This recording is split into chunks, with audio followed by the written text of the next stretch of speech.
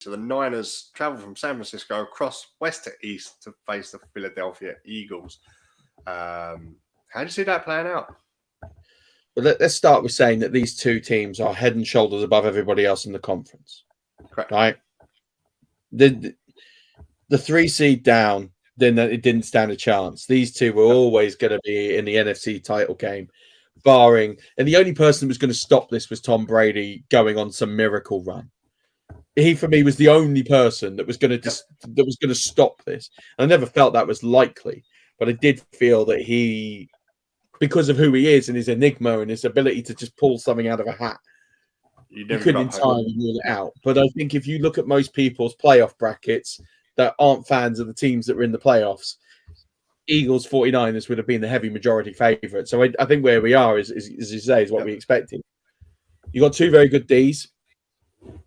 You would naturally give the advantage to the Eagles here because you've got Jalen Hurts versus Mr. Irrelevant Brock Purdy. Who's still not lost. I'm not so sure that's enough of an advantage for me. I'm just not. Either. I have big question marks about Jalen Hurts. I think he's had a phenomenal season. I think he's far exceeded the expectations of myself, the media, his coaching staff, his mum, everybody on Twitter. I don't think anyone, Eagles fans, I don't think anyone expected him to be as good as he has been. But I'm still not convinced that he can take the game on his back when it's close and be we've seen him be a difference maker in the fourth quarter, but that's when he's not turned up for the first 3 quarters and he's chasing a game and he's made miracle wins happen out of situations that shouldn't have been possible because he's created chaos. I think it's very different when you're a team that's losing, expected to lose, and you create the chaos to win. I think it's very different when you're trying to win the game from in front and you have the composure and the poise to see out a clock, to manage a long drive, to really just wind down and destroy the other D and really just take control, just really strangle the game out.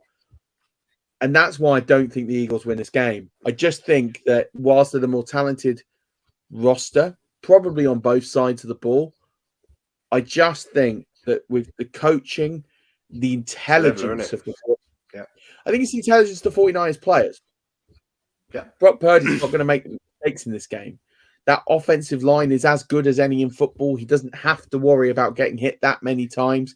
So he knows he can get rid of the football. If Christian McCaffrey is more healthy and he's fit, we know he's going to cause damage in that team.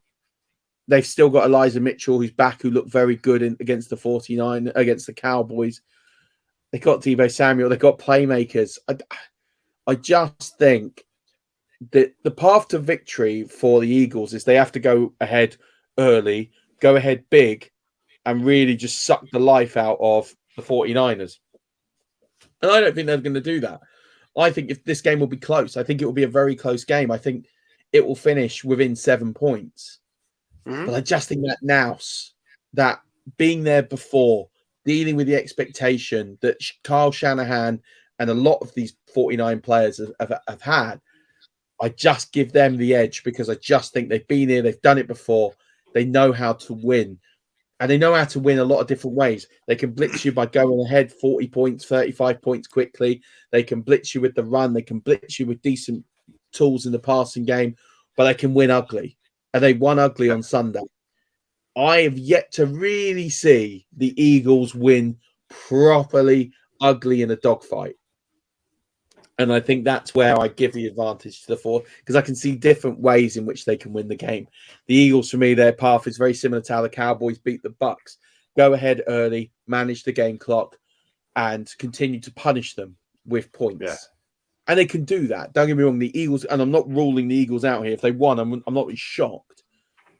For me, if I had to pick a winner, and I will, I'll pick the 49ers because I think they've got those different tools to win the game, and they've got the experience. You know, that Eagles offense, there's not that many veterans, older players who have been there, done that. I don't think there's many, if any, holdovers from the 2017 team, and people can correct me. I know on the defensive side of the ball, there absolutely is. You've got Super Bowl winners all over the shop there. So I'm not slating them. I'm just saying on the offensive side of the ball, it's very young. And that's not a bad thing. but I do think it does mean I'd go with the experience and I'd go with the 49ers.